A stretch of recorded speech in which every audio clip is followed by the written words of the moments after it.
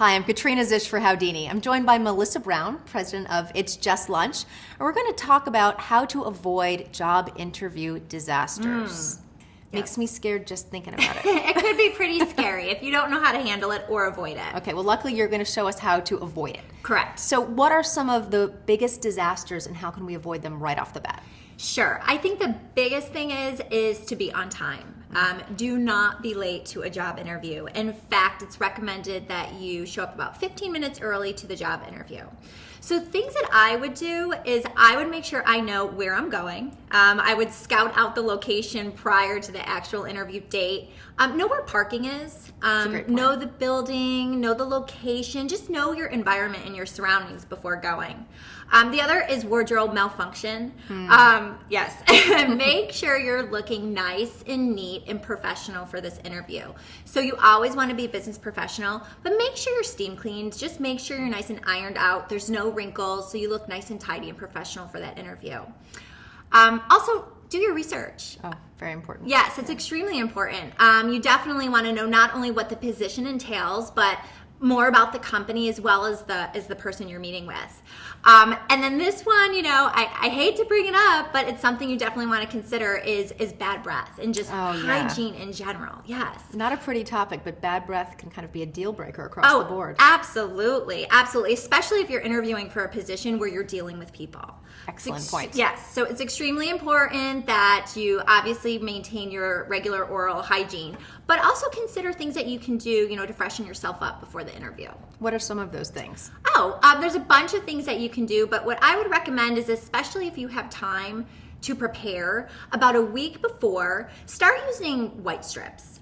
It's a great way to give yourself a confident, fresh, pearly white smile.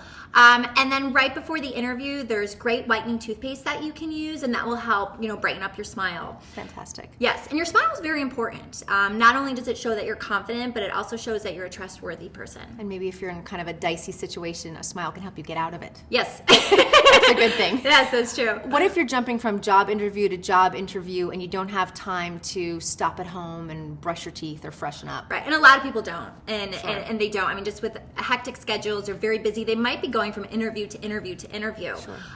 So there's a few things you can do. Is one, consider what you're eating and drinking throughout the day. Stay away from smelly foods like onions and garlic, and make sure you're not drinking, 3 cups of coffee. But if you are, have plan B. Have a backup plan. Have a little refresh kit. You can keep mouthwash in there as well as just a mini toothbrush and some mini toothpaste. That way you can freshen up before you head into your interview. Sounds like a great weapon that everybody should carry at all times. Yes. So tell us about some job interview no-nos so we can avoid problems right off the bat. Sure. And some of these may seem very, very obvious. Tell them anyway. All right. Bring them on. But the first one is just profanity. Obviously, you don't want to be using profanity in your interview.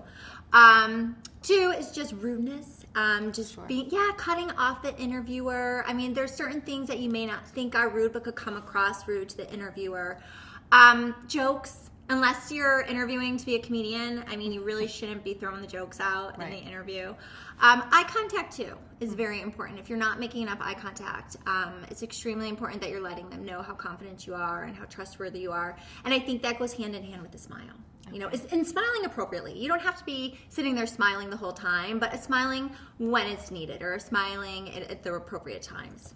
You've interviewed a ton of people in your career, Melissa. So what is the one worst job disaster experience that you can tell us about? Okay, and I don't know how much of a disaster it is, but it has, I think, to do with the research. It's extremely important that when you're going to a job interview, you research the position, you research the company, who you're meeting with. And we hire a lot of matchmakers. We've been in business for 20 years. We have over 150 offices. Wow. So we meet a lot of matchmakers throughout the years. And for some reason, some people just have a tough time with our name where it's just lunch. Mm-hmm. And we've had a lot of matchmakers come in and say for lunch only or just lunch. So I would recommend just doing your research. Okay, all great tips. Thank you so much, Melissa Brown from It's Just Lunch. Right. Absolutely. All right, let's recap. Don't be late. Show up at least 15 minutes early and use that time to avoid the biggie, bad breath. Bring a small bottle of mouthwash and a mini brush to quickly freshen up. No fidgeting in the interview. Let your body language say that you're confident. No rudeness or lack of eye contact.